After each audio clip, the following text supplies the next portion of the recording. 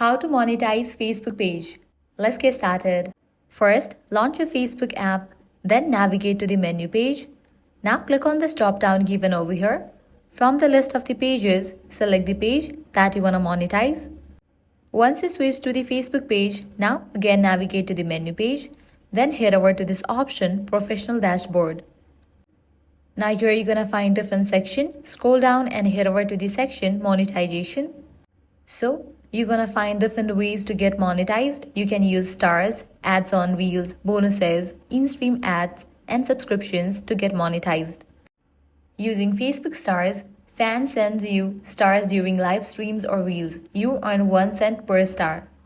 Likewise, you can also earn by using the ads on reels that you upload. Meta pays creators bonuses for reels performance under invite-only programs. Likewise, get paid when Facebook shows ads in your videos, pre-roll, mid-roll, or image ads. So using these options available over here, you can get paid. So this is how you can monetize Facebook page. If this guide helped you out, don't forget to like, share, and subscribe.